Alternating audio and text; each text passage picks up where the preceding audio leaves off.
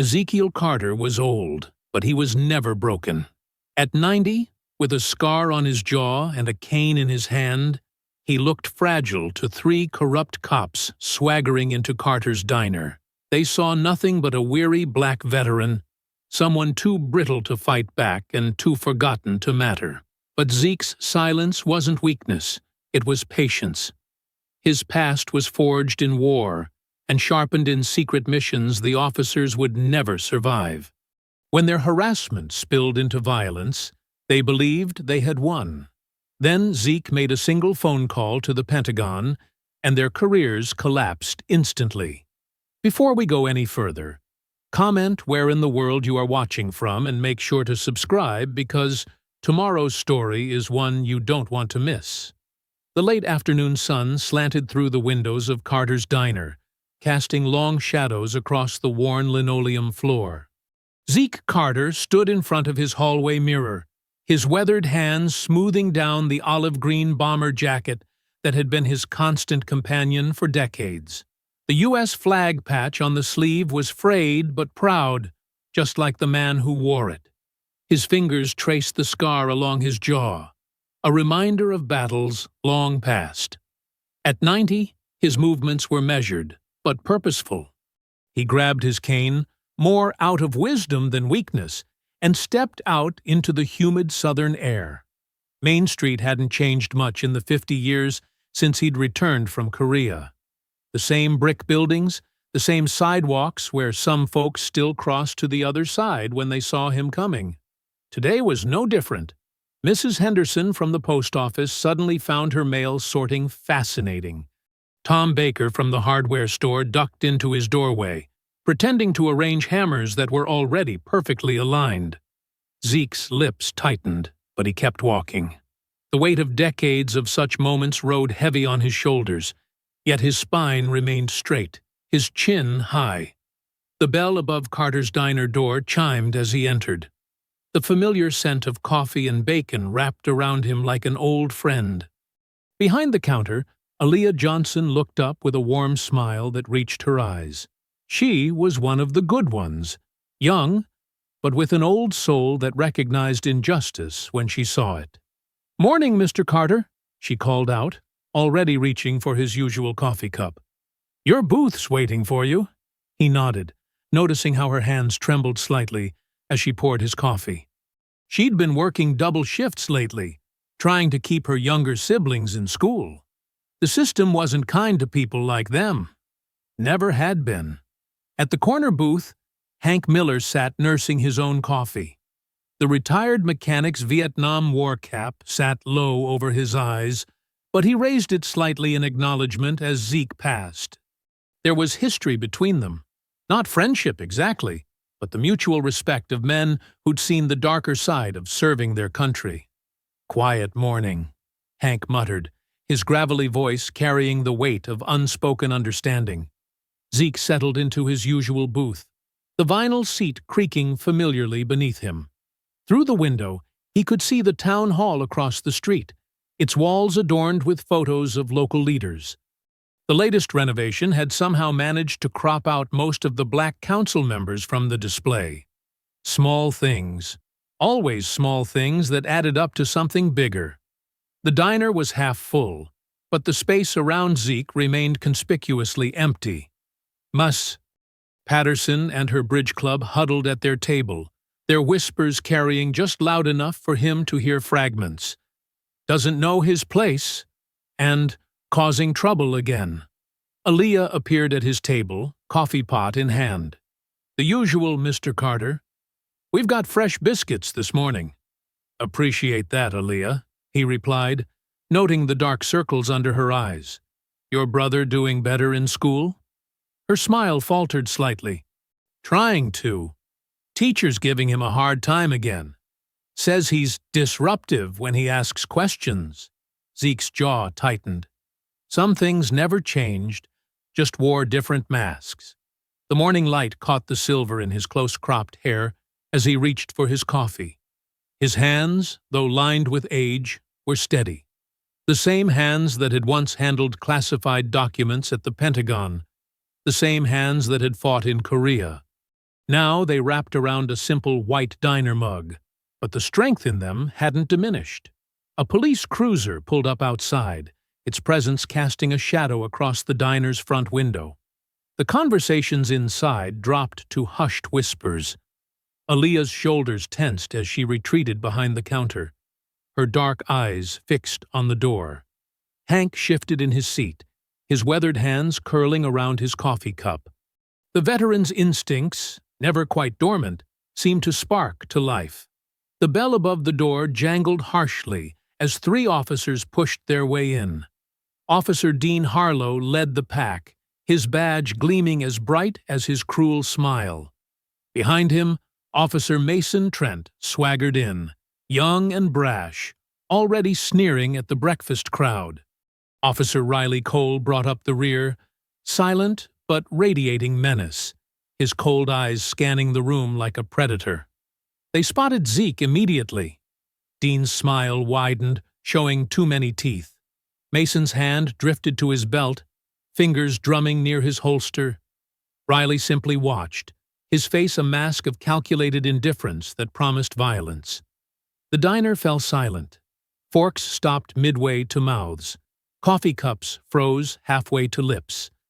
Even the sizzle of the grill seemed to quiet down, as if the kitchen itself was holding its breath. Aaliyah stood frozen behind the counter, coffee pot clutched to her chest like a shield. Her eyes met Zeke's for a moment, filled with worry and something else. Anger, maybe, or determination. Hank's chair scraped slightly as he straightened, his presence a quiet statement of solidarity. His fingers wrapped tighter around his coffee cup, knuckles whitening with tension. The 3 officers moved further into the diner, their boots heavy on the linoleum floor. The morning sun caught their badges, throwing sharp reflections across the walls. Dean led them, each step deliberate, like a man who enjoyed making others wait for the pain he was about to deliver. Zeke didn't move. He sat perfectly still, one hand resting on his cane, the other wrapped around his coffee cup. 90 years of life had taught him when to move and when to wait. His eyes, sharp despite his age, watched the officers approach with the calculated patience of a man who had faced worse threats than 3 bullies with badges. The morning peace shattered as Dean planted his hands on Zeke's table, leaning forward with exaggerated interest, his eyes fixed on the frayed flag patch adorning Zeke's bomber jacket. "Well, look what we got here, boys," Dean drawled, his voice carrying across the now silent diner. "Someone's playing dress-up today." He reached out and flicked the patch with his finger. "You get this at the Army surplus store, old-timer?" Mason snickered, shifting his weight to stand closer to Dean. "Nah, probably found it in a dumpster." "That's where his kind usually shops, right?" Zeke remained still, his coffee cup halfway to his lips. His eyes, hard as steel, met Dean's gaze without flinching. The scar along his jaw seemed to deepen as he clenched his teeth. "What's wrong, Grandpa?" Mason continued, emboldened by Zeke's silence. "Cat got your tongue? Or maybe you forgot how to talk?" He elbowed Riley, seeking approval. "You know how these old folks get? Mine starts to go first." Riley's cold eyes never left Zeke as he spoke, his voice low and deliberate. 90 years old, and still doesn't know when to stay home. Should be in a nursing home, not taking up space here. Around them, the diner had become a theater of averted gazes. Mrs. Patterson suddenly found her eggs fascinating, while her bridge club companions studied their coffee cups as if they held fortune-telling secrets. A young couple by the window whispered urgently to each other, the woman's face pale with anxiety. "You know," Dean said, straightening up and adjusting his belt. "I've been meaning to ask, what's a man your age doing out here anyway? Don't you have some bingo game to lose? Or maybe a nice segregated lunch counter more your style?" Mason's laugh was too loud, too sharp. "Yeah, might be more comfortable there, with your own kind." He emphasized the last words, making them sound like something dirty. Behind the counter, Aaliyah's hands shook so badly she had to set down the coffee pot. Her eyes darted between Zeke and the officers, fear and anger warring on her face. A coffee cup slipped from her trembling fingers, clattering against the counter but not breaking. The sound drew Dean's attention. He shot her a warning look that promised future trouble before turning back to Zeke. "Your little waitress friend there seems nervous. Wonder why that is?" In his corner, Hank's jaw clenched so tight the muscles stood out like cords. His hand gripped his coffee cup as if he wished it were something more substantial. His Vietnam War cap cast shadows over eyes that had seen this kind of bullying before, in another time, another place. Riley moved slightly, positioning himself to block any clear view from the street windows. It was a subtle movement, but one that spoke volumes about what might come next. His hand rested casually on his holster, a silent threat. "You got a hearing problem, old man?" Dean leaned in closer, his breath hot against Zeke's face. "I said this booth ain't for your kind. There's plenty of other places you can go. Places more appropriate." Mason ran his fingers along the edge of the table, his nails making a scratching sound against the laminate. "Maybe he needs it explained simpler. You know how they are. Need extra help understanding things." Throughout the diner, shoulders hunched, heads bowed lower. The clink of cutlery had stopped entirely. Even the kitchen had gone quiet, the cook peering anxiously through the service window. Zeke sat unmoved, his posture straight despite his 90 years. His hands remained steady, one on his cane, one around his coffee cup. The same hands that had once handled classified Pentagon documents, the same hands that had fought in Korea, now refused to tremble before these badges. "Did you hear what the sergeant said?" Riley's voice carried the chill of a winter grave. "Your presence here is disturbing the peace." A young mother at a nearby table quickly gathered her children, dropping bills on the table as she hurried them toward the door. The bell's cheerful jingle seemed obscene in the tense atmosphere. "Look at that," Dean said, watching the family leave. "You're bad for business, old-timer. Driving away, paying customers with your attitude." He straightened up, adjusting his badge with deliberate slowness. "Move along, before things get unfortunate." Zeke's eyes never wavered. They held decades of dignity, of battles fought both in war and at home. His silence wasn't weakness. It was strength distilled through 90 years of refusing to bend. Aaliyah took a half-step forward, then froze as Riley's cold gaze swung toward her. Hank's coffee cup hit his saucer with a sharp clink, his weathered hands curling into fists beneath the table. Dean's face darkened at Zeke's continued silence. His false smile vanished, replaced by something ugly and raw. "I said—" His hand shot out, fast as a snake striking. "Move!" The coffee cup exploded against the far wall, dark liquid spattering across the pale wallpaper like an angry Jackson Pollock painting. The sound of shattering ceramic echoed through the diner like a gunshot. Dead silence fell.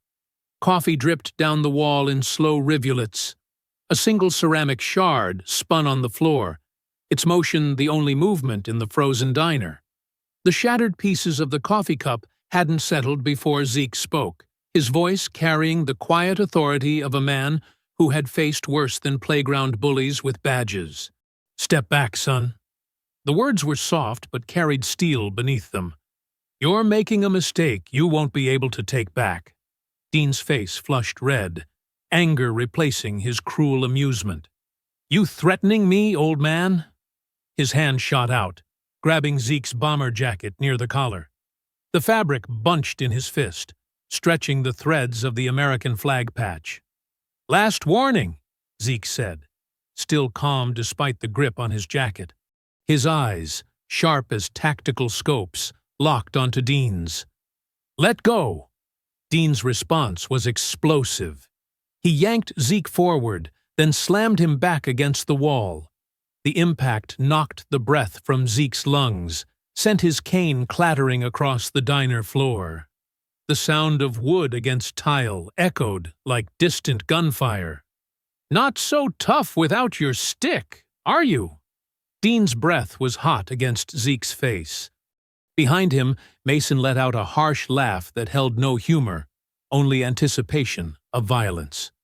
Riley's cold voice carried across the silent diner. "Break him." Dean needed no further encouragement. His first punch drove into Zeke's ribs. A calculated blow meant to double the old man over. The impact sent sharp pain through Zeke's side, but decades of training didn't fade with age. He shifted his weight, dispersing the force, staying upright. "Still standing?" Mason moved closer, cracking his knuckles. "Let's fix that." Another punch came, this one aimed at Zeke's stomach. He tensed his muscles, absorbed the blow. His breath came shorter now, but his eyes remained clear, focused. The Korean War veteran in him catalogued threats, angles, opportunities. The Delta Force operator measured distances, calculated leverage points. "Look at him trying to act tough," Dean sneered, pulling back for another strike. Time to learn some respect. But something had changed in Zeke's stance. The seemingly frail 90-year-old man had disappeared, replaced by something harder, more dangerous. His feet shifted slightly, finding purchase on the worn diner floor. His hands, weathered by age but steady with purpose, moved with practiced precision. "I gave you a chance," Zeke said, his voice carrying the weight of countless operations, of missions the Pentagon still kept classified. "Remember that." Dean's next punch never landed. Zeke moved with the fluid grace of someone who had spent decades perfecting the art of close combat. His hands caught Dean's extended arm, fingers finding pressure points that police academy training never covered. A sharp twist, learned in Korean mountains and perfected in Delta Force training camps. A shift of weight that used Dean's own momentum against him. A precise application of leverage that turned aggression into vulnerability. Dean's feet left the ground. His body arced through the air, badge glinting under fluorescent lights. He sailed over a booth table, scattering salt shakers and napkin holders before crashing onto the seats with a heavy thud that shook the whole row. Gasps erupted throughout the diner. Mrs. Patterson's Bridge Club clutched their pearls in unified shock. The cook's head appeared in the service window, jaw dropped. Aaliyah pressed her hands to her mouth, eyes wide with a mixture of fear and fierce satisfaction. Mason took a stumbling step backward, his brash confidence evaporating. Riley's hand moved toward his holster, but uncertainty had replaced his cold calculation. Neither had expected to see their leader tossed like a rag doll by a man old enough to be their grandfather. Dean lay sprawled across the booth, trying to make sense of how he'd gotten there. His face showed the dawning realization that he'd severely underestimated his target.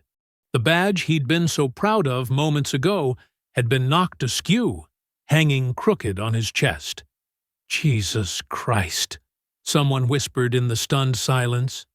Zeke stood straight, despite the pain in his ribs, his bearing more military commander than elderly diner patron. The frayed flag patch that Dean had mocked now seemed to stand out prouder on his jacket, a symbol not of age, but of hard-earned authority. Hank had risen from his seat, his Vietnam veteran's cap pushed back, a grim smile of recognition on his face. He knew what he was seeing, the kind of combat expertise that came from real war, not police academy simulations. The diner had become a tableau of frozen expressions: shock, awe, fear, and, in some faces, a carefully hidden satisfaction at seeing bullies learn a harsh lesson. The coffee still dripped down the wall where Dean had thrown Zeke's cup, but now it seemed to mark the boundary between before and after. Between the world where 3 cops could harass an elderly man with impunity, and the world where that man could demonstrate exactly why such assumptions were dangerous. Mason's mouth opened and closed without sound, his earlier bravado replaced by the uncertain fear of someone watching their worldview crumble. Riley's hand still hovered near his weapon, but his eyes showed calculation. The slow, dawning realization that they had started something they might not be able to finish.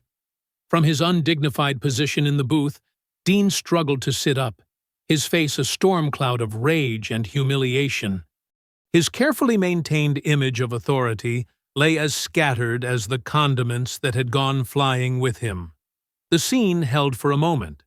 Zeke standing tall despite his years, the three officers stripped of their arrogance, and the diner's patrons bearing witness to a demonstration of why age and appearance were dangerous things to judge by. The moment of stunned silence shattered as Mason recovered his nerve, charging forward with a roar. His fist swung wild, telegraphing his attack like an amateur. Zeke stepped inside the punch, his elbow finding Mason's throat with surgical precision. The younger officer gagged and stumbled backward, clutching his neck. Riley moved next, silent and deadly, aiming a kick at Zeke's knee. But the old soldier read the intent in Riley's stance, pivoting away from the strike. In the same fluid motion, Zeke's leg swept out, catching Riley behind the ankles. The quiet officer hit the floor hard, his badge scraping against linoleum. "Get out! Everyone out!" Aaliyah shouted, herding customers toward the exits. The bridge club ladies abandoned their half-eaten pie, purses clutched to their chests. A young couple knocked over their chairs in their rush to escape.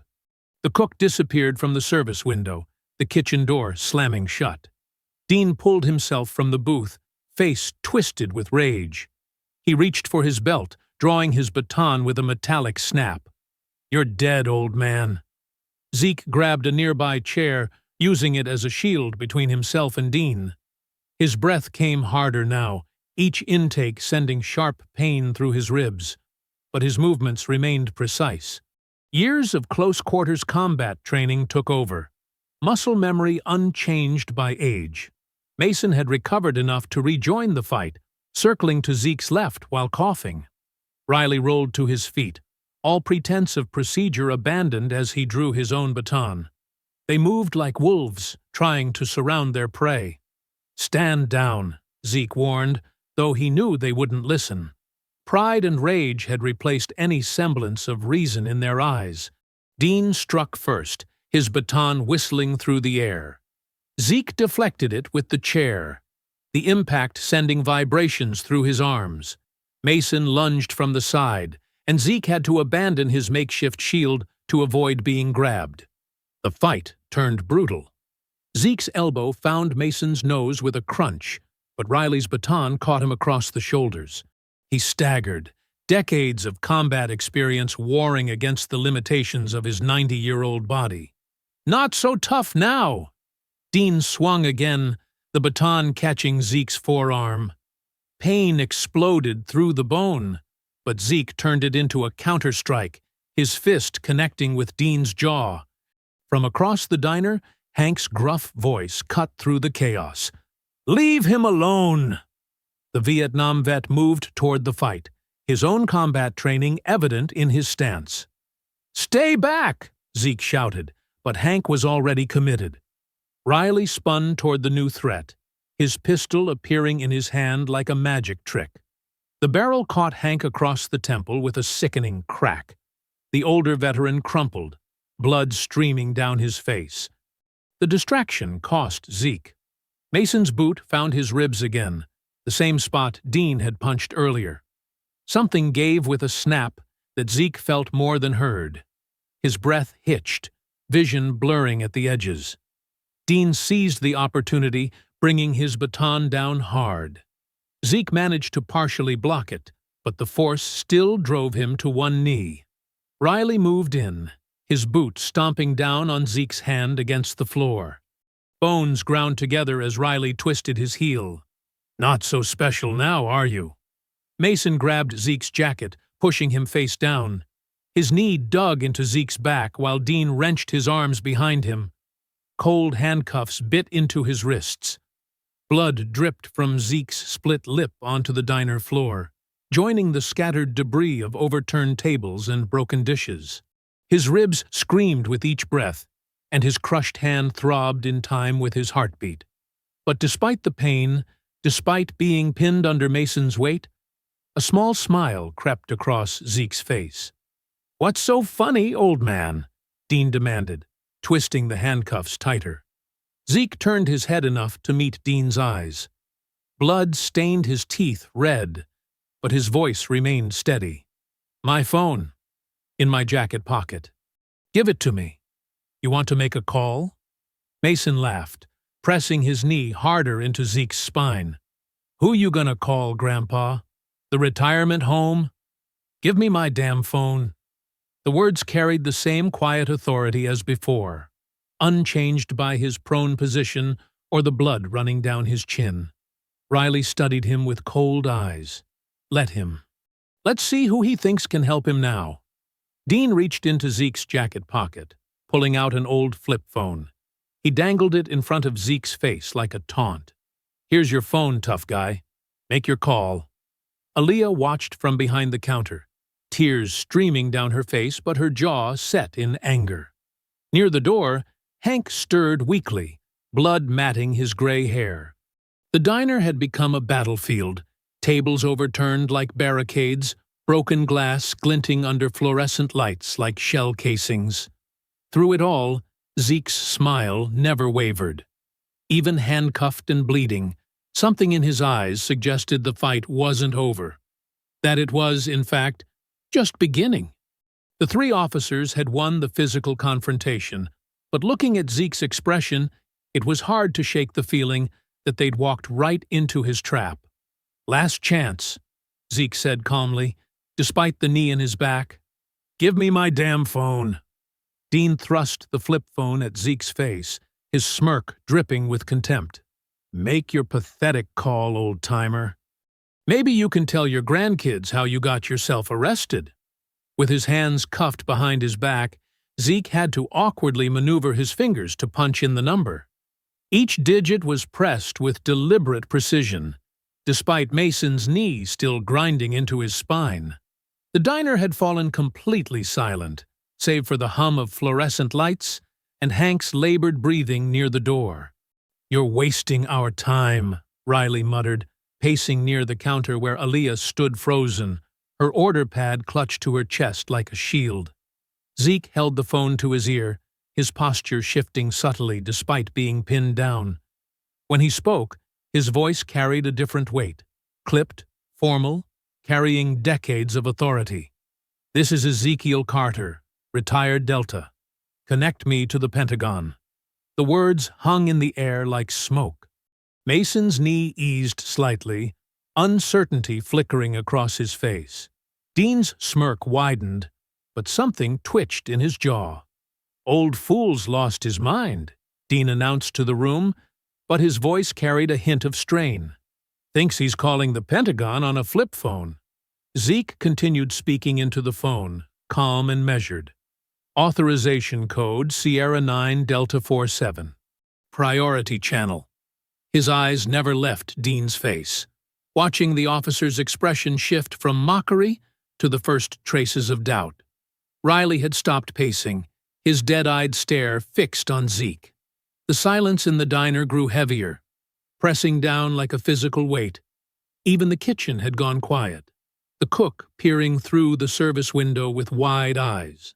"He's senile," Mason declared, but his knee had completely lifted from Zeke's back now. "Right, Dean? Just some crazy old man playing pretend."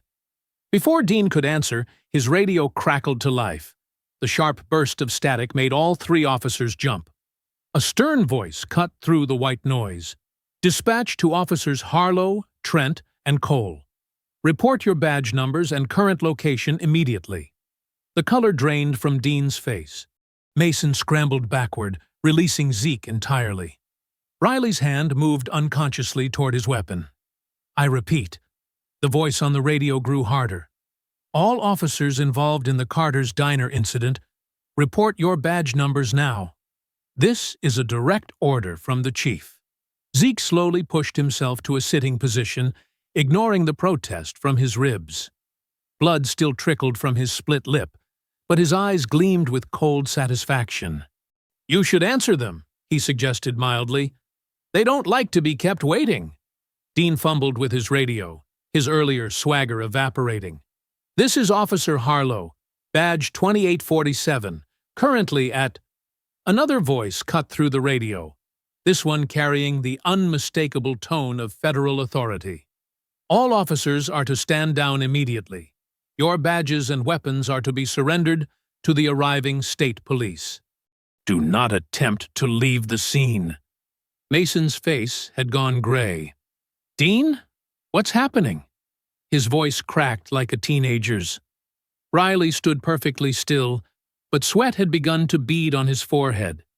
His eyes darted between the radio and Zeke, calculations running behind his mask of indifference. "This is impossible," Dean sputtered, staring at his radio as if it had betrayed him.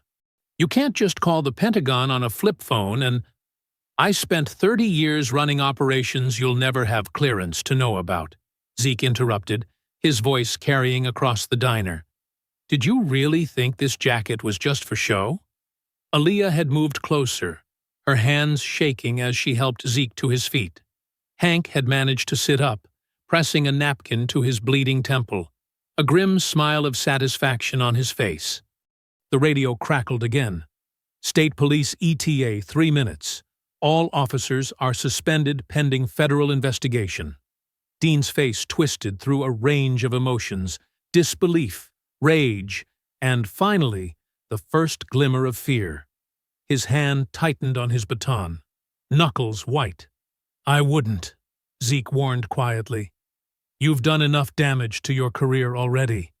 Sirens wailed in the distance, growing closer. Mason started pacing, running his hands through his hair. Riley remained motionless, but his breathing had become shallow and rapid. "You can't do this." Dean tried to sound threatening, but his voice shook. "You're just some old man." "We're police officers." "We're police officers," Zeke corrected. He straightened his jacket with dignity, despite his hands still being cuffed. "Your careers just ended." The 3 officers exchanged shocked looks as the reality of their situation sank in. The sirens were very close now, red and blue lights beginning to flash through the diner windows. Mason lunged forward suddenly, face contorted. "You son of a— Mason!" Dean grabbed his arm, stopping him. "Don't make it worse." Riley finally moved, backing away from Zeke as if he were something dangerous. His cold facade had cracked, showing the fear underneath. Through the windows, state police cruisers could be seen pulling into the parking lot, lights painting the inside of the diner in alternating crimson and sapphire. The sound of car doors slamming echoed through the quiet street. Dean's radio crackled one final time. "All officers, prepare to surrender your weapons and badges. Federal agents are en route." This is not a negotiation.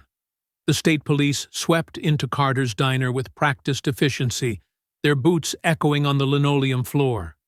Dean, Mason, and Riley stood frozen as their badges and weapons were collected, their faces masks of disbelief and barely contained rage. Paramedics rushed to Zeke's side, gently removing his handcuffs and easing him onto a stretcher. His ribs screamed in protest, but he maintained his composure, watching the 3 officers being separated and questioned. Aaliyah hovered nearby, wringing her hands. "Sir, you've got at least 2 broken ribs," the paramedic said, pressing carefully around Zeke's torso. "We need to get you to County General." Hank stumbled over, still dabbing at his temple with a bloody napkin. "I'm riding with him," he declared, his voice brooking no argument. The paramedics nodded, helping both men into the ambulance. As they pulled away, Zeke caught a glimpse of men in dark suits entering the diner. They moved with the unmistakable bearing of federal agents, their presence sending ripples of tension through the gathered crowd. At the hospital, doctors confirmed 3 broken ribs, a sprained wrist, and various cuts and bruises. The split lip required 4 stitches. Hank received 6 stitches above his eye, refusing to leave Zeke's room even after treatment. "You know they're going to try to bury this," Hank muttered, settling into the visitor's chair. "Sheriff Langley's got his fingers in everything." Zeke nodded slowly, wincing at the pull of stitches. They always try to bury it, but they've never dealt with someone who knows their playbook. A nurse brought updates throughout the afternoon. The 3 officers had been formally suspended pending investigation. Federal liaisons had arrived from Washington, their presence sending shockwaves through the department. Dean had to be physically restrained when they took his badge, screaming threats that only dug his hole deeper. Aaliyah slipped into the room as evening approached, still wearing her diner uniform. Her eyes were red from crying, but her voice was steady. "Sheriff Langley showed up right after you left. He's trying to control the story." "Tell me," Zeke said, shifting carefully in the hospital bed. "He ordered all our security footage erased, said it was procedure for an ongoing investigation." She twisted her apron in her hands. "Then he went table to table, telling everyone this was a local police matter, and we shouldn't talk to outside agencies." Hank snorted. "Bet that went over well." "People are scared," Aaliyah continued. "He wasn't asking, he was warning. Said anyone who causes unnecessary complications might find themselves dealing with code violations or traffic stops." "Classic intimidation," Zeke observed. "He's trying to lock down witnesses before the feds can build a case." A commotion in the hallway drew their attention. Through the door's window, they could see hospital security turning away a reporter. Rumors were already spreading through town like wildfire. "I heard the Pentagon sending investigators," one nurse whispered to another as they passed. "They're saying those officers were stealing federal money." "I heard the old man's some kind of spy," came the reply. "My cousin at the courthouse said the feds froze all the department's accounts." Aaliyah leaned closer to Zeke's bed. "People are talking about other things, too. Other times those officers hurt people. Stories that got buried." "They're not the only ones," Hank added grimly. "This goes deeper than 3 bad cops." The sunset painted the hospital room in deep orange when Sheriff Langley finally made his appearance. He filled the doorway in his tan uniform, county star gleaming on his chest. His smile was practiced, politician perfect. "Mr. Carter," he drawled, "I hope you're comfortable. Such an unfortunate incident." Zeke met his gaze steadily. "Nothing unfortunate about it, Sheriff. Your officers made choices. Now they face consequences." Langley's smile tightened. "Now, let's not be hasty. I'm sure we can resolve this internally. No need for outside involvement. The time for internal resolution passed when your men decided to beat a 90-year-old veteran," Hank spoke up, his voice hard, "and assault another veteran who tried to help. Emotions are running high," Langley said smoothly. "Best to let cooler heads prevail.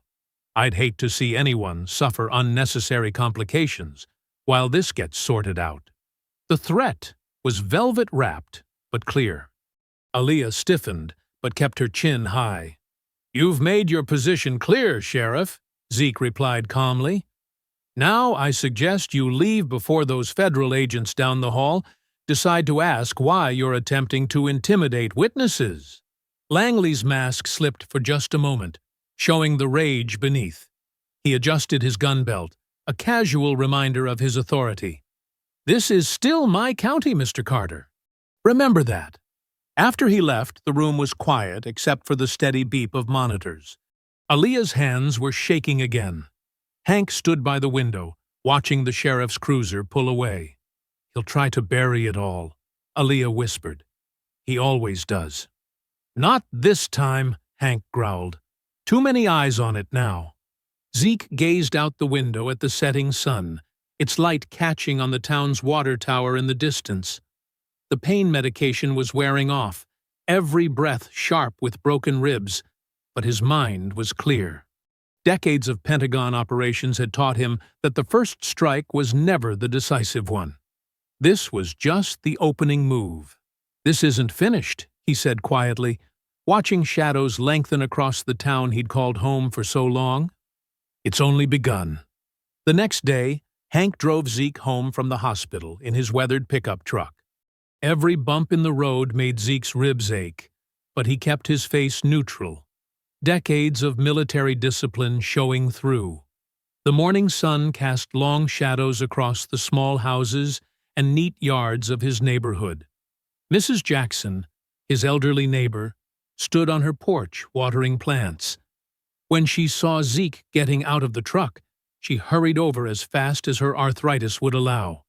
"Lord have mercy, Mr. Carter. We've all been praying for you." "I'm fine, May," Zeke assured her, carefully straightening up with Hank's help. "Just some bruises." "Some bruises?" She clicked her tongue. "Those devils beat on a 90-year-old man. It ain't right." She lowered her voice. "But you showed them, didn't you? My grandson says you put Officer Dean right through a table." More neighbors emerged from their homes. Mr. Washington from across the street brought over a covered dish. "Sarah's famous chicken soup," he said proudly. "Good for healing." Young Marcus, who mowed Zeke's lawn, came running up.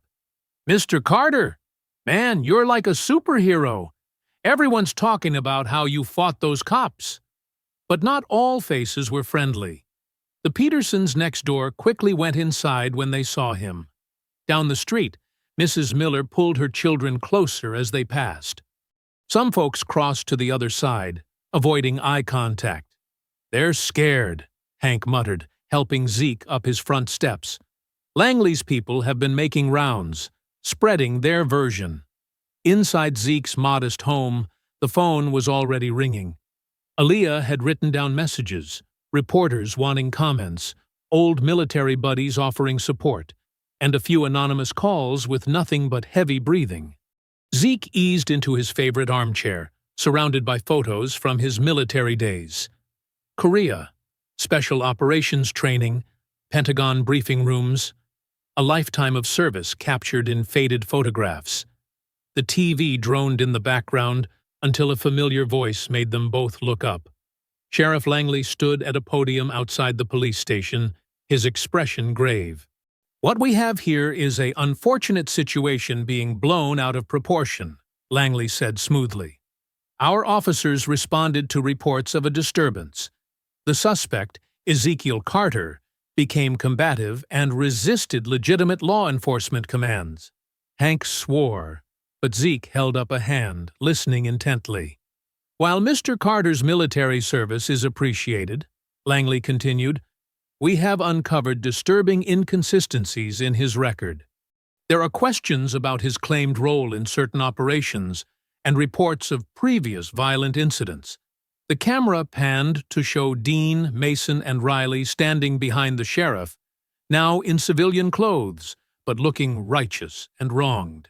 "Furthermore," Langley added, "Mr. Carter's age and possible cognitive decline raise serious concerns about his perception of events. We are investigating reports of previous erratic behavior and confrontations with authority figures." "That lying snake," Hank growled. "They're trying to paint you as some demented old man making trouble." Zeke's doorbell rang. Through the window, they could see reporters gathering on the lawn. Local news vans were parking along the street. "I'll get rid of them," Hank offered. But Zeke shook his head. "Let them look foolish out there. We're not playing their game." More neighbors came by throughout the afternoon. Some brought food or offered help. Others came to share stories about their own run-ins with the three officers, incidents that had been buried or ignored. "They broke my boy's arm last year," Mrs. Thompson confided, her hands trembling. "Said he was resisting. He was just walking home from school." "Dean pulled my daughter over 5 times in 1 month," Reverend Mills added. "Kept asking her how she could afford her car." But with each supportive visitor came whispers of pressure from above. The bank was suddenly reviewing loans. Building inspectors were showing up at businesses. Traffic stops had doubled in certain neighborhoods. As evening fell, Hank reluctantly left to check on his own place. "They'll try to dig up dirt on anyone who stands with you," he warned. "Let them try," Zeke replied calmly. "Some of us stopped fearing shadows a long time ago." Alone in his kitchen, Zeke poured 2 fingers of bourbon into a glass, the same brand he'd carried in his pack in Korea. His ribs protested as he reached for the bottle, but he welcomed the pain. It kept his mind sharp. The TV was still running in the background. Langley's press conference was being rerun, along with carefully selected man-on-the-street interviews supporting the police version of events. The message was clear. Zeke was the troublemaker, the outsider threatening their ordered world. A reporter asked Langley about the Pentagon's involvement. The sheriff's practiced smile never wavered. "We welcome any review of our procedures. But this is a local matter, and it will be handled locally." Zeke sipped his bourbon, letting the familiar warmth spread through his chest. On his kitchen table lay decades of careful records: procurement forms, training schedules, equipment transfers, papers that told their own story, if you knew how to read them. "They think they can erase me," he muttered, touching his still swollen lip. "Let's see how they handle war on paper." The kitchen light cast a harsh glow as Zeke spread manila folders across his table. Each contained years of careful observations, notes scribbled during his time as a Pentagon analyst, documentation of patterns he'd noticed in this small southern town. His fingers, though stiff from age and the recent fight, moved with practiced efficiency. He arranged the papers like he used to arrange battlefield maps, creating a web of connections and vulnerabilities. "Sheriff Langley," he murmured, pulling out a thick folder. Inside were newspaper clippings, grant applications, and property records dating back 15 years. He placed a legal pad beside it and began writing in neat, precise letters. "Langley." The phone rang. Zeke checked the caller ID before answering. "Evening, General Thompson." "Zeke, you old war horse. Got your message.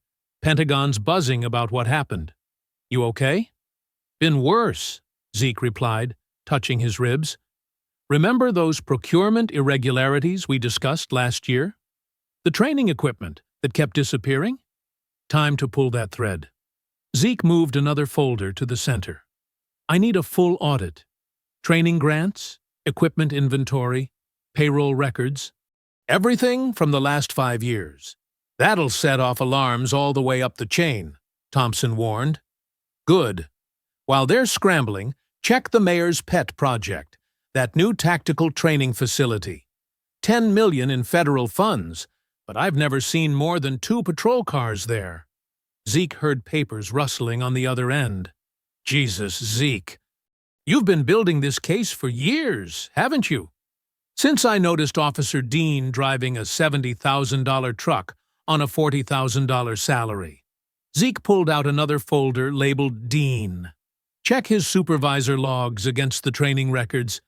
He claims overtime for courses that never happened." "What about the prosecutor?" "James Morrison." Zeke opened a thinner file.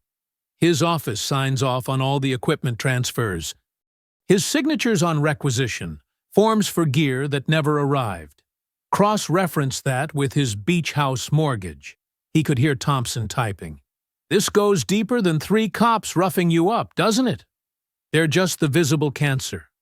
Langley's the tumor at the core."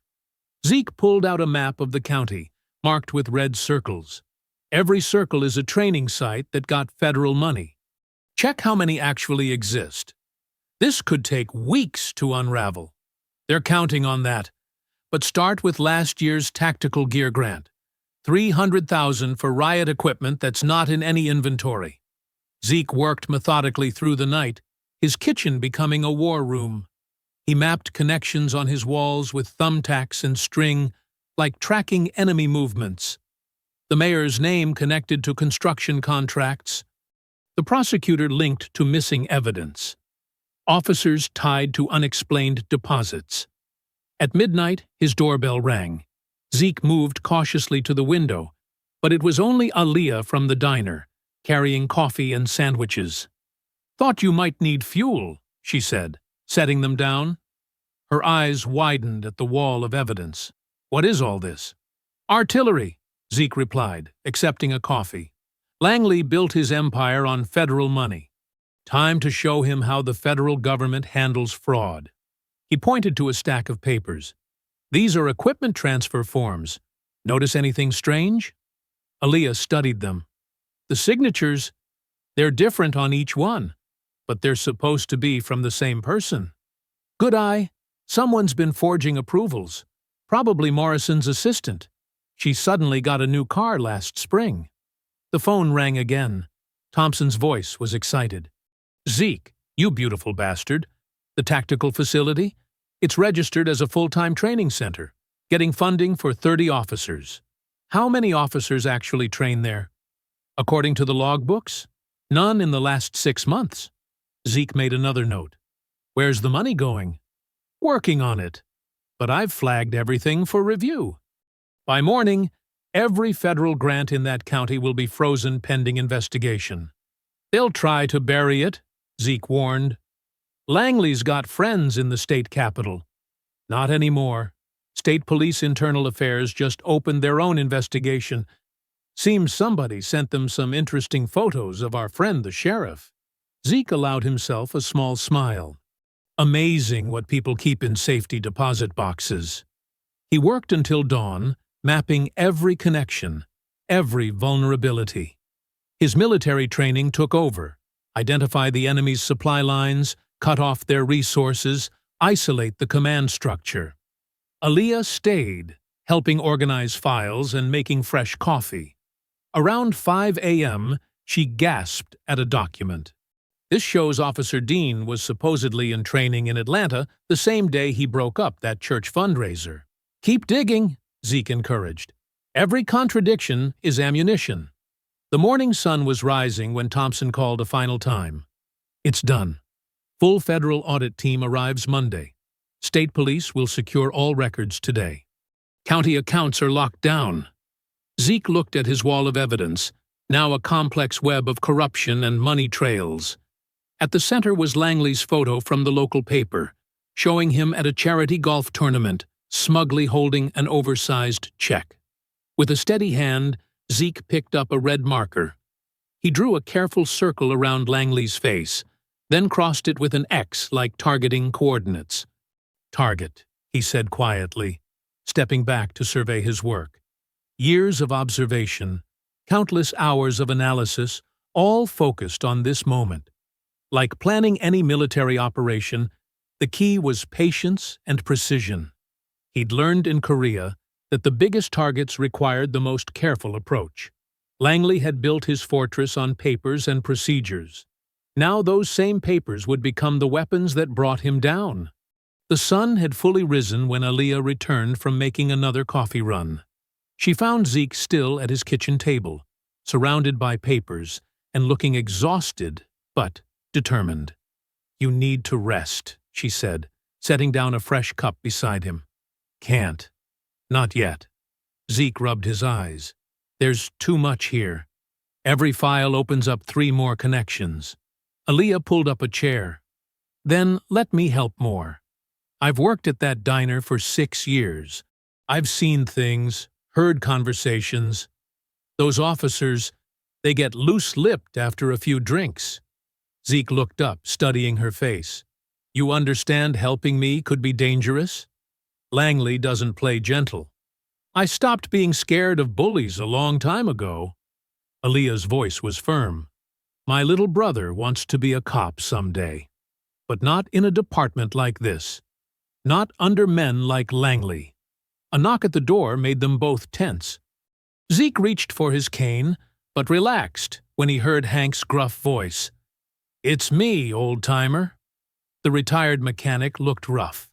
A purple bruise spread across his temple where the pistol had struck him, but his eyes were clear and angry.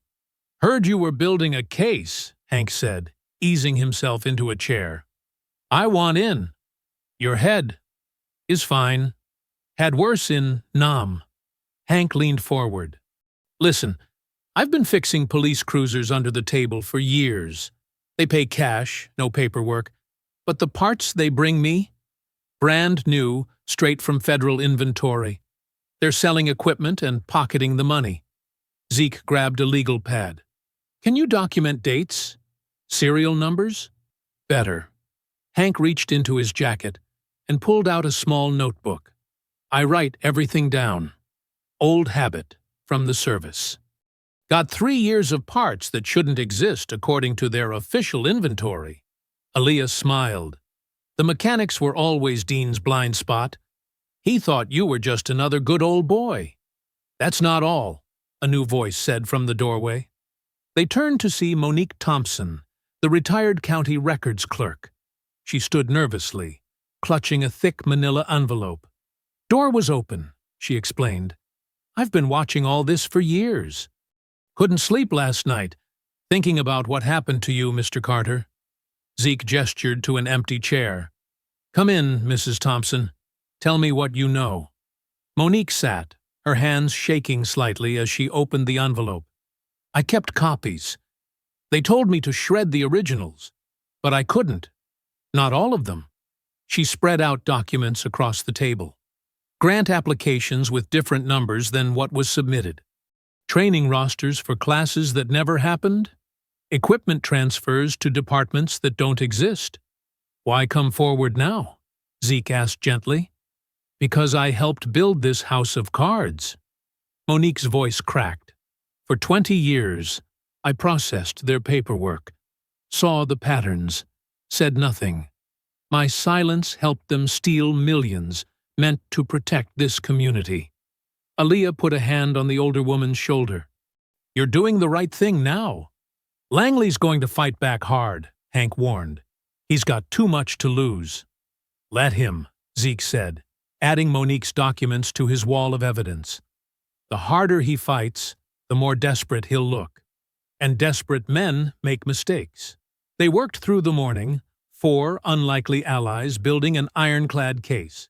Hank's maintenance records proved equipment theft. Monique's saved documents showed systematic fraud. Aaliyah remembered dates, conversations, suspicious meetings she'd witnessed at the diner. Look at this, Aaliyah said, comparing documents.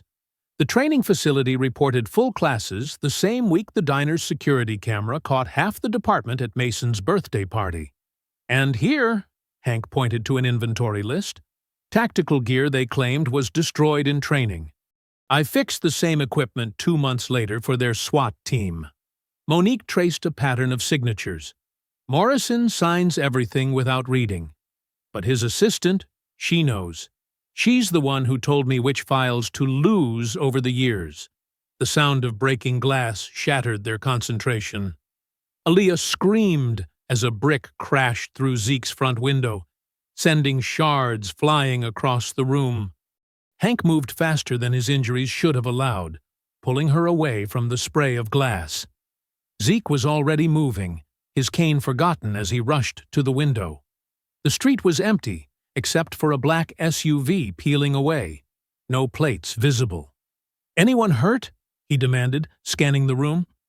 We're okay, Hank said, helping Monique up from where she'd ducked under the table. Aaliyah walked to the brick, hands trembling. A note was wrapped around it, held by a rubber band. She slipped it off and read it aloud. Back off or die. The threat hung in the air, making the morning sun seem suddenly colder. But instead of fear, Aaliyah felt something harder crystallize in her chest. She turned to Zeke, chin raised. They think they can scare us away, she said. They don't know what scared feels like. My daddy had crosses burned on his lawn for registering voters. Mama got fired for reporting harassment at the factory. We don't scare easy in my family. They're playing their hand early, Hank observed, examining the brick. Means we're already making them nervous. Monique gathered the scattered papers with determined precision. I spent 20 years watching them bully this town. Not anymore. Zeke studied his allies, a young waitress with fire in her eyes, a veteran who wouldn't back down, a clerk finding her courage at last. They weren't soldiers or politicians. They were simply people who'd had enough. "Get your phones out," he said. "Document everything. That brick is evidence now. Every threat they make is another nail in their coffin." Monique returned an hour later, her hands full with a thick stack of manila folders. Her eyes darted nervously as she laid them on Zeke's kitchen table. "These are copies of everything I could find," she whispered, though they were alone in the house. Grant applications, equipment transfers, training records, all of it doctored. Zeke opened the first folder, his weathered fingers moving methodically through the papers. 20 years of systematic fraud lay exposed in columns of numbers and official signatures. Training sessions billed but never held. Equipment purchased with federal money, then lost, only to reappear in private hands. Double billing for overtime during supposed emergency drills. "Look at this one," Monique said, pointing to a particular form. "They reported full SWAT training for 30 officers last summer. But I remember that week. Half the force was at the county fair providing security. The training never happened." "How much?" Zeke asked quietly. "Just for that fake training? $40,000? Monique's voice shook. "Multiply that by dozens of phantom sessions over the years. Add in the equipment theft, the padded overtime, the ghost employees on payroll."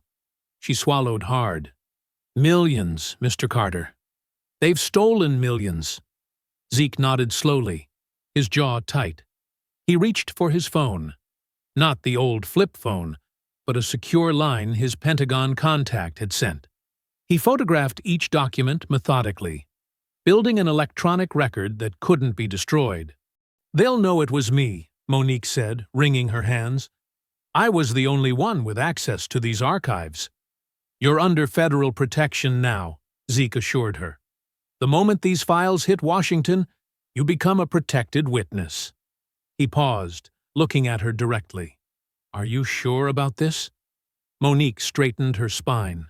"My husband died thinking I was a coward, that I just went along to keep my pension. He was right. But not anymore." Zeke sent the files with a simple message. "Evidence secured. Witness willing to testify." The response came within hours. 3 unmarked cars rolled into town the next morning, carrying federal auditors with badges that made Sheriff Langley's face turn pale. They set up in a conference room at the courthouse, requesting files with quiet authority that couldn't be ignored. From his front porch, Zeke watched Dean, Mason, and Riley gather in the parking lot of the sheriff's office. Even from a distance, their body language screamed panic. Dean jabbed his finger at Mason's chest. Riley paced like a caged animal. "They're starting to crack," Hank observed, sitting beside Zeke with an ice pack against his bruised temple.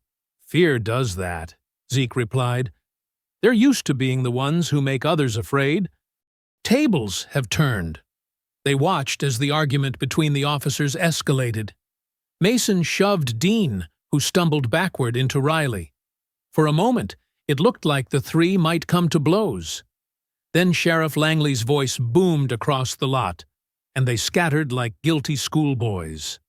Aaliyah brought them fresh coffee, her steps quick but determined. Word spreading through town. "The feds are going through everything. Payroll, equipment logs, training records.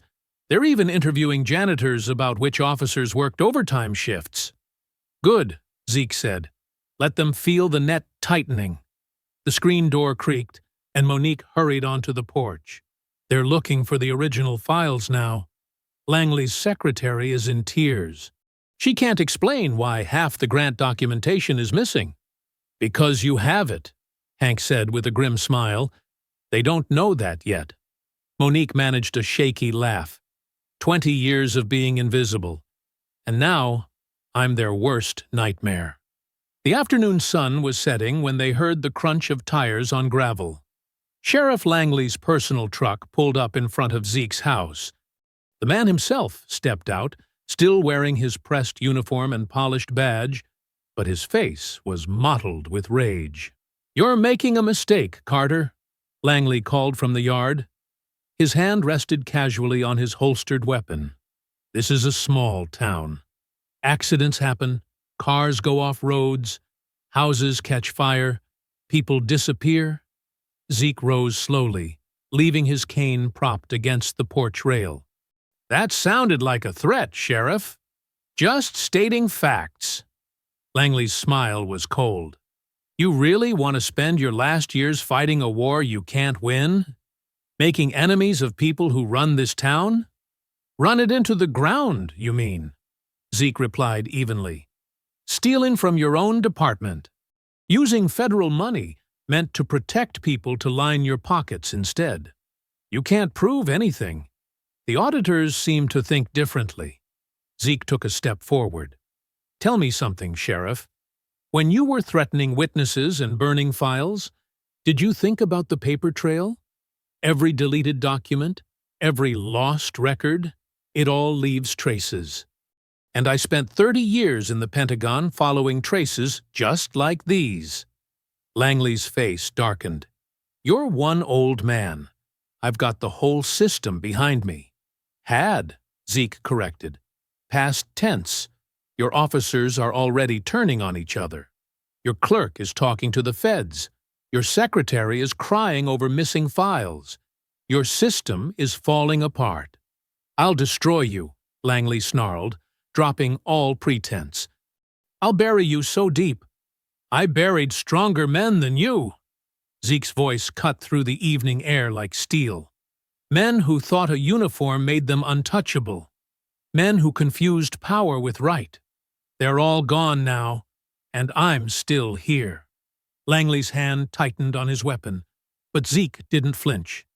Behind him, Hank stood ready. Aaliyah and Monique watched from the doorway, witnesses to every word. "Think carefully about your next move, Sheriff," Zeke said quietly. "The feds are watching, the town is watching, and I'm watching." The morning light crept through Zeke's kitchen window as his phone rang. He recognized Aaliyah's number. "Mr. Carter." Her voice cracked. "It's Monique. They found her." Zeke's hand tightened on the receiver. "Where?" "Her apartment. They're saying—" Aaliyah choked back a sob. "They're saying it was an overdose, pills. But Mr. Carter, Monique never took anything stronger than aspirin. Never." Zeke closed his eyes, grief and rage warring in his chest. "I'm on my way." Yellow police tape crossed Monique's front door. 2 patrol cars idled outside, officers pointedly ignoring Zeke as he approached. The county coroner's van was already pulling away. "You can't go in there," a young officer said, stepping forward. "Active investigation." "Like hell I can't." Zeke moved past him with surprising speed for a 90-year-old man. The officer grabbed his arm, but Zeke twisted free with practiced ease. "Touch me again, son, and you'll learn why Delta Force operators don't retire. They just get more dangerous."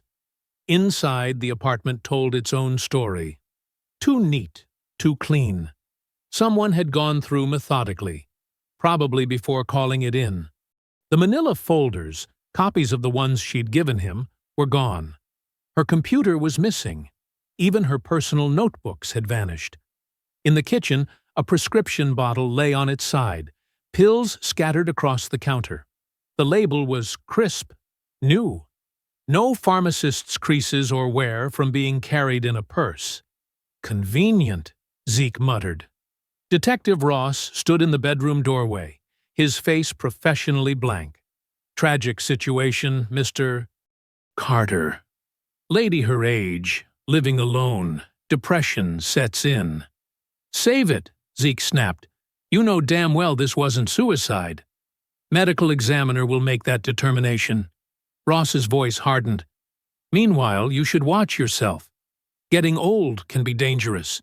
Falls, accidents, confusion about medication." The threat hung in the air between them.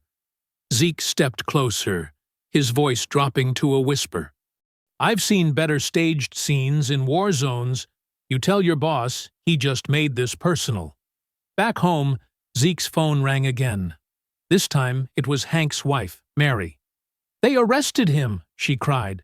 "Said he assaulted an officer last night outside the VFW hall." "But he was home with me, Zeke. We were watching Wheel of Fortune." "Witness?" Zeke asked sharply. "Officer Dean claims Hank jumped him in the parking lot."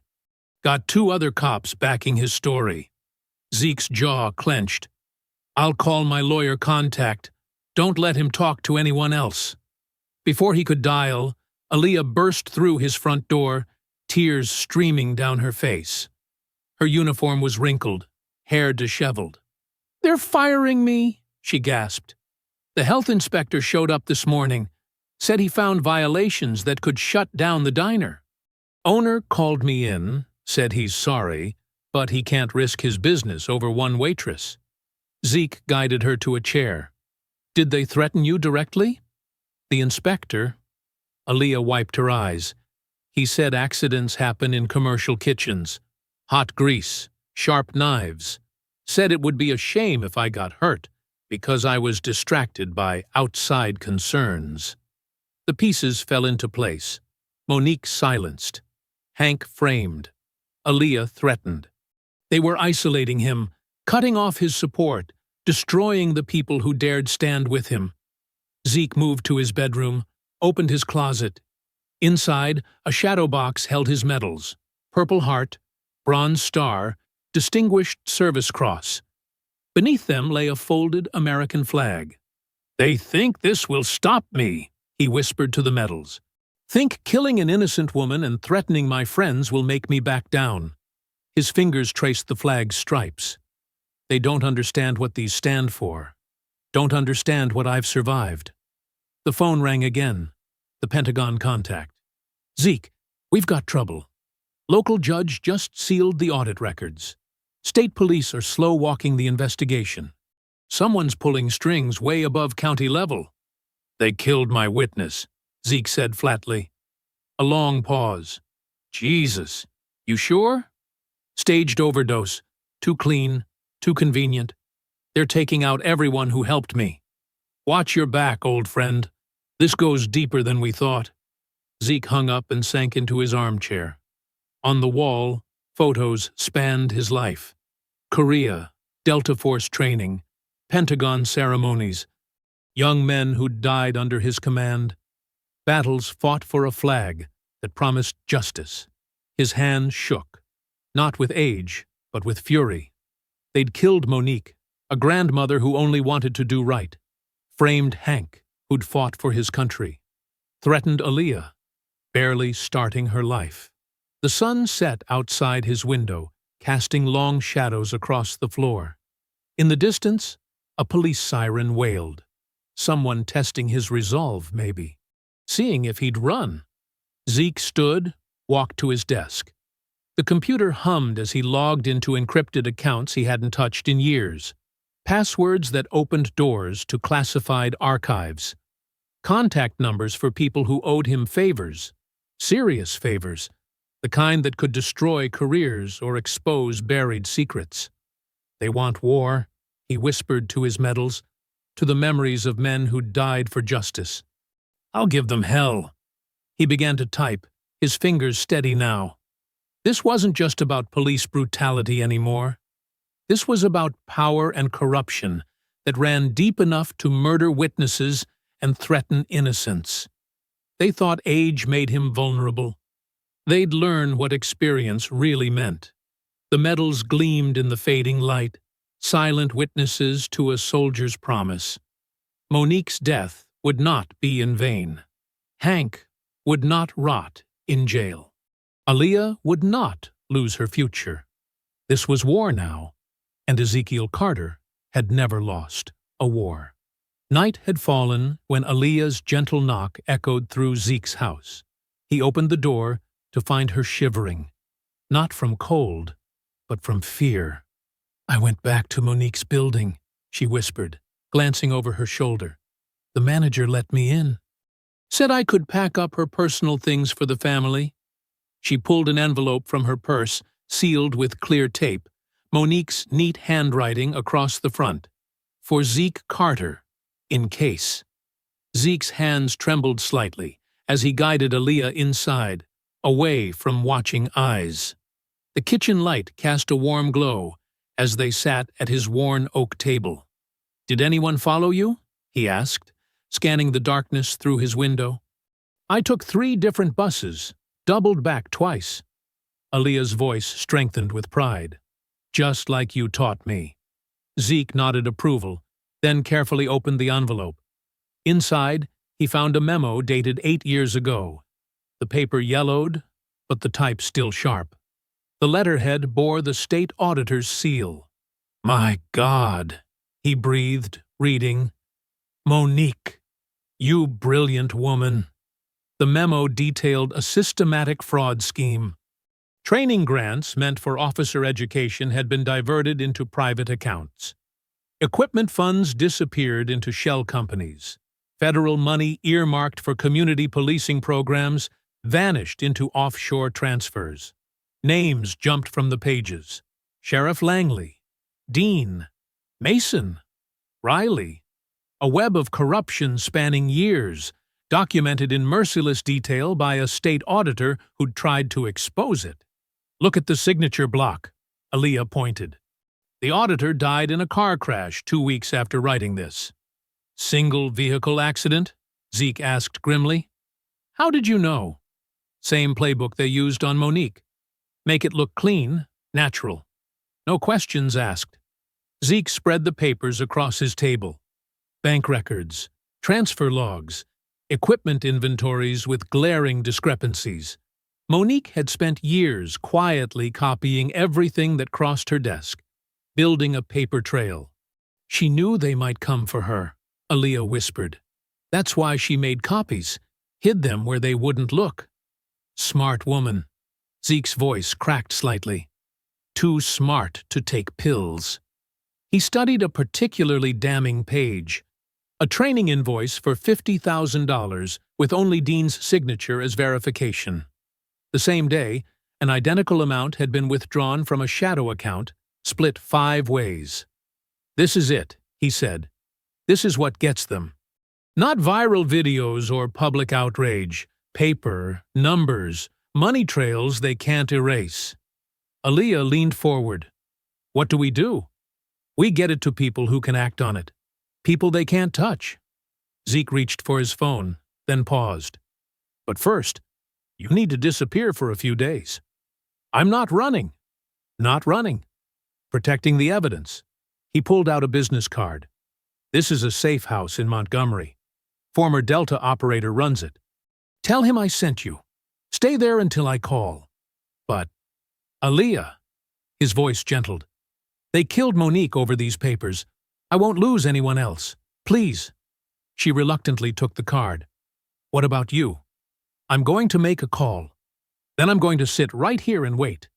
Let them come if they're stupid enough." After she left, Zeke dialed Washington. Not his usual Pentagon contact. This number went higher. Much higher. "This is Carter," he said when the line connected. "Authorization code Delta 79 Echo. I need the Marshal Service." Quietly. He explained about the memo, the fraud, the murder.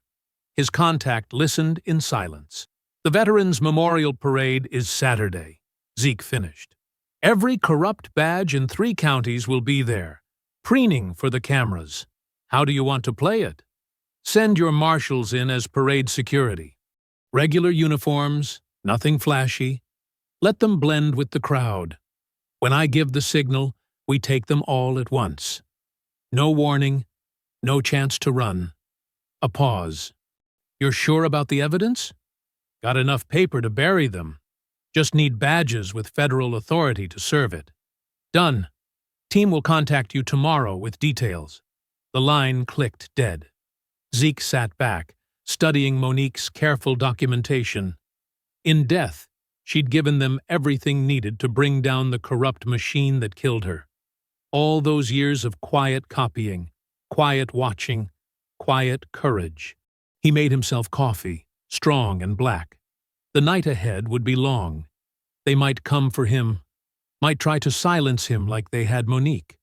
Let them come. A lifetime of combat had taught him patience. The memo lay on his table, damning in its detail. Numbers didn't lie. Money always left a trail. Corrupt men got sloppy, thinking they were untouchable. Saturday, they'd learn different.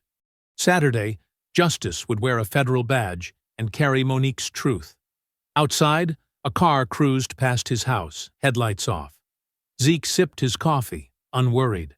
The porch light caught his service medals, making them gleam like promises kept. Let them watch. Let them worry. The wheels were in motion now, and no amount of local muscle could stop federal law once it started rolling. In the distance, a dog barked at shadows. Zeke settled deeper into his chair. Monique's evidence spread before him like battle plans. The marshals were coming. Justice was coming. All he had to do was stay alive until Saturday. Saturday dawned crisp and clear. American flags lined Main Street, snapping in the autumn breeze. Veterans from 3 counties gathered in the town square, medals gleaming on pressed uniforms. The memorial statue at the center wore fresh polish, its bronze soldier forever at attention. Zeke adjusted his olive bomber jacket in the mirror, fingers tracing the worn U.S. flag patch. His reflection showed every one of his 90 years, but his eyes burned with purpose. The paper in his pocket, Monique's evidence, felt like fire against his heart. He arrived early, watching the crowd build from a bench near the stage. Families spread blankets on the grass. Children waved mini flags. A high school band warmed up with patriotic tunes that echoed off the courthouse walls. Sheriff Langley arrived in full dress uniform, brass buttons catching the morning sun. He glad-handed the mayor, posed for photos, played the proud public servant. Behind him, Dean, Mason, and Riley swaggered through the crowd in their blues, badges polished to mirror shine. "Look at them," Aaliyah whispered, appearing at Zeke's side. She'd returned from Montgomery that morning, determined to witness justice. Acting like nothing happened. Pride before the fall, Zeke murmured. His eyes tracked movement in the crowd. Men in parade security uniforms who moved with too much precision to be local cops. The marshals were in position. Dean spotted Zeke and nudged Mason, smirking. They thought they'd won. Thought the old man was neutralized. Riley's dead-eyed stare promised future violence once the crowds dispersed. The ceremony began with prayers and pledges. A congressman gave a speech about sacrifice and duty that made Zeke's jaw clench. These men talked about honor while protecting corruption. When Sheriff Langley took the podium, his voice boomed with false sincerity. Today we honor our heroes, those who defended American values. Zeke's turn came midway through the program. He rose slowly, leaning on his cane, feeling every bruise those cops had given him. The crowd murmured, some with respect, others with tension. They knew his name now, knew what had happened at the diner. He took the stage one careful step at a time. The microphone hummed as he adjusted it. "My name is Ezekiel Carter," he began, voice steady and strong. "I served with the 7th Infantry Division in Korea. Later, I worked intelligence at the Pentagon. I've spent my life defending American values." In the crowd, Dean rolled his eyes. Mason whispered something that made Riley smirk. "But today, I'm not here to talk about foreign enemies." Zeke pulled Monique's papers from his jacket. "I'm here to talk about enemies of justice right here at home." Sheriff Langley stiffened. Dean's hand moved toward his gun. 8 years ago, a state auditor documented systematic theft of federal funds by members of our police department. Zeke held up the memo. Training grants diverted to private accounts. Equipment money laundered through shell companies. Hundreds of thousands of dollars stolen from taxpayers. The crowd stirred. Phones came out, recording. That auditor died in a suspicious crash. Last week, a county clerk named Monique Thompson was murdered for having copies of these records. Zeke's voice carried across the square. She died protecting the truth about corrupt men who dishonor their badges. That's enough! Sheriff Langley strode toward the stage. This is slander. These are facts, Zeke countered. Bank records, transfer logs, signatures on fraudulent documents. Your signatures, Sheriff, along with Officers Dean, Mason, and Riley. The three cops started pushing through the crowd, but uniformed figures moved to block their path, the marshals dropping their parade security cover. This evidence is already with federal authorities, Zeke continued. The same authorities who are here now to arrest those responsible. Sheriff Langley's face twisted with rage as he stormed toward the stage, his polished boots thundering on the wooden steps. Get this senile old man out of here, he bellowed, reaching for Zeke's arm. The crowd drew a collective breath. Parents pulled children closer. Veterans straightened in their seats, hands clenching. You're done, Carter, Langley spat. Officers, remove him! Dean, Mason, and Riley muscled through the stunned onlookers, their faces dark with malice. Mason cracked his knuckles, Riley's dead eyes fixed on Zeke, and Dean's hand stayed near his weapon. Zeke's cane clattered to the stage floor. Despite his 90 years, his stance shifted with practiced ease into a fighter's croil. His weathered hands rose in loose fists, and a dangerous calm settled over his features. Last chance to surrender peacefully, Zeke said quietly, his voice carrying across the suddenly silent square.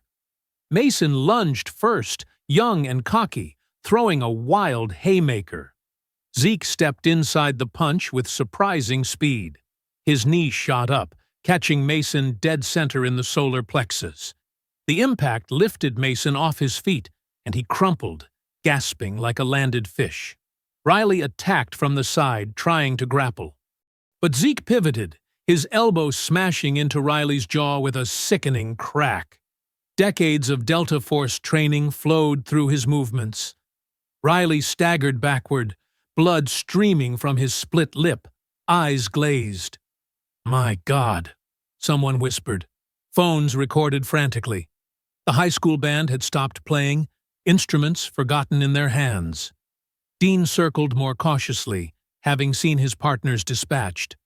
You're still just an old man, he growled, feinting left.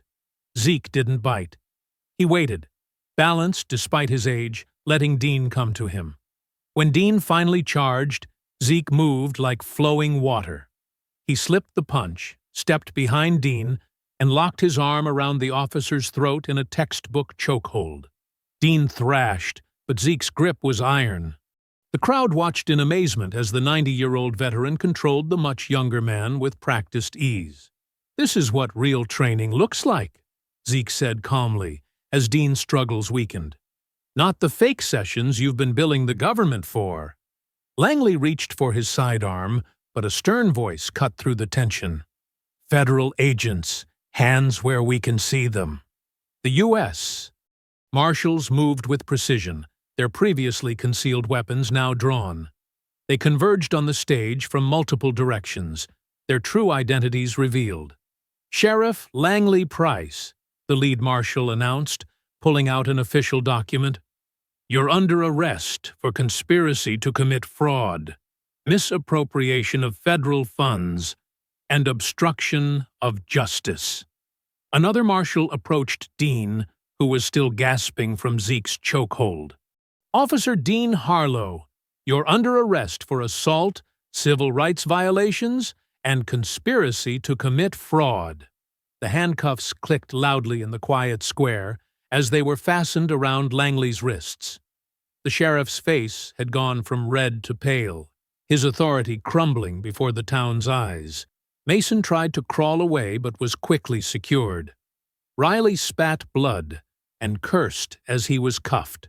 Dean could only wheeze as the marshals read him his rights. The crowd's shock transformed into anger. Years of witnessed injustices and silent fears found voice. They broke my son's arm last year, someone shouted. They threatened my business, called another. "Justice for Monique!" Aaliyah's voice rang clear above the others. Hank, his face still bearing bruises from the diner assault, pushed through the crowd. He climbed the stage steps and stood beside Zeke, two veterans united against corruption. The marshals began reciting the federal warrants, their voices carrying across the square. Multiple counts of misappropriation of federal funds, conspiracy to commit fraud, falsifying training records, improper use of equipment grants. Each charge drew more gasps and angry murmurs from the crowd. The evidence was damning, the dollar amounts staggering. "Get them out of here!" someone yelled as the marshals led the handcuffed officers toward waiting vehicles. Dean struggled against his restraints, twisting to glare at Zeke. "This isn't over, old man." "It is for you," Zeke replied steadily, standing tall despite the ache in his bones.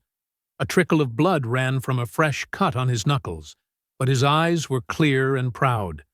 Mason stumbled as he was led past, no longer the swaggering bully. Riley kept his head down, the fight completely drained from him.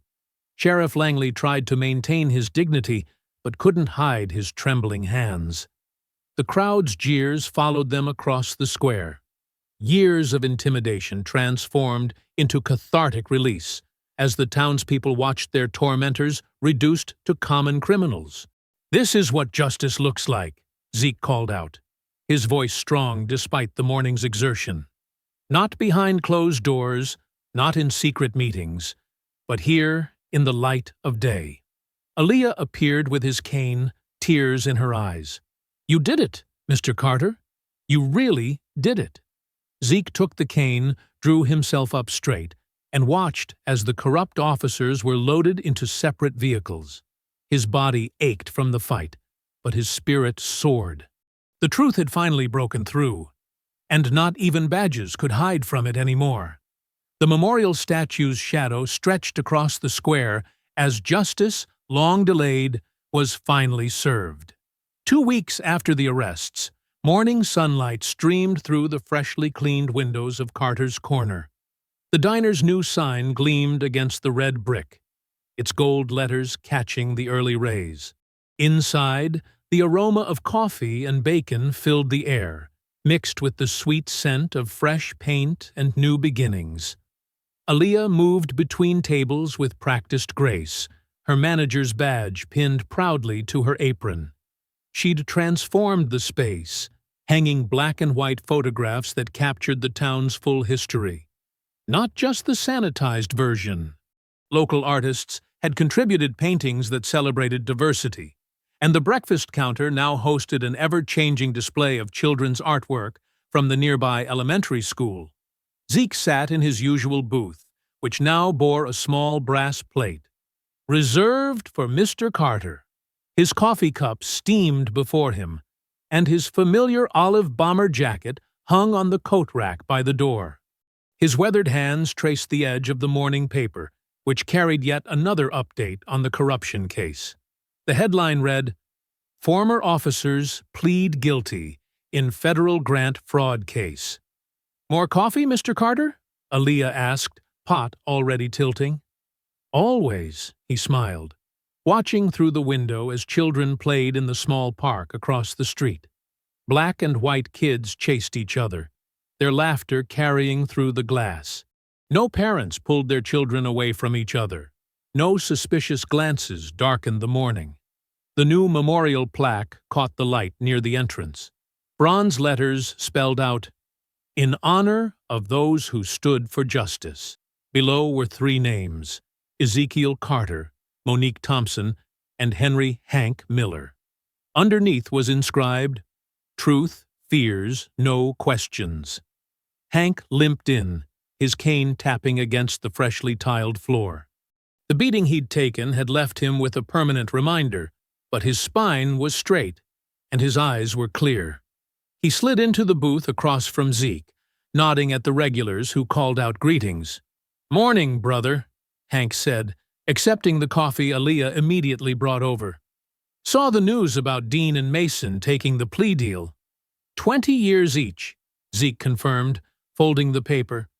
Riley turned state's evidence. Langley goes to trial next month. The bell above the door chimed as more customers entered. The diner had become busier than ever, drawing people from all parts of town. The old barriers were slowly crumbling, conversation by conversation, meal by meal. Miss Monique would have loved to see this, Aaliyah said softly, refreshing their cups. Her eyes drifted to the photo of Monique that held pride of place near the register, the retired clerk smiling on her last day of work, before corruption had claimed her life. She sees it, Zeke said firmly. Her sacrifice helped make it possible. A young black boy rushed up to their booth, homework paper in hand. Mr. Carter, would you help me with my history project? It's about the Korean War. Zeke's face softened. Pull up a chair, young man. What do you want to know? As Zeke began explaining military history in terms a child could understand, more kids gathered around. Parents watched with approval, and soon the booth became an impromptu classroom. The morning light shifted, casting long shadows across the diner's floor. The breakfast rush faded into the quiet lull before lunch. Aaliyah's staff cleaned tables and restocked supplies, their movements choreographed by weeks of working together. A distinguished-looking man in a crisp suit entered, carrying a leather briefcase. His bearing marked him as military, though he wore no uniform. He waited patiently while Zeke finished his story for the children, then approached the booth. Mr. Carter, he said formally, extending his hand. Colonel James Richardson, Pentagon Liaison Office. May I join you? Hank excused himself with a knowing look, leaving Zeke and the colonel alone in the booth. Aaliyah brought fresh coffee without being asked. The Department of Defense wanted me to personally thank you, Richardson said quietly. Your actions exposed a network of grant fraud that extended far beyond this town. We've identified similar schemes in 3 other states. Zeke sipped his coffee, watching a new group of children playing outside. A little white girl shared her jump rope with 2 black boys, their parents chatting easily on a nearby bench.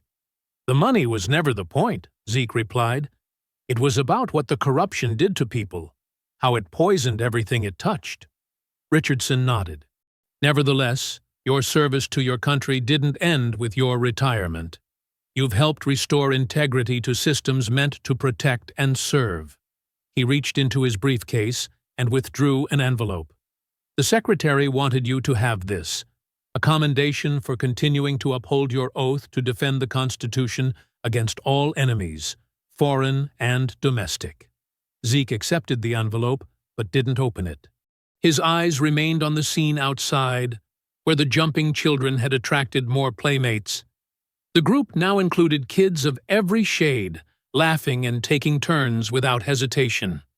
You know what I see out there, Colonel? Zeke asked softly. What's that, sir? The future we fought for. The one worth every scar, every struggle, every sacrifice. He turned to face Richardson, his gaze steady and clear. Justice isn't free, but it's worth every fight. The colonel stood and offered a crisp salute, which Zeke returned from his seated position. Around them, Carter's corner hummed with life and possibility. The morning sun caught the memorial plaque, making the names shine like beacons in the renewed light of day. I hope you enjoyed that story. Please share it with your friends and subscribe so that you do not miss out on the next one. In the meantime, I have handpicked 2 stories for you that I think you will enjoy. Have a great day.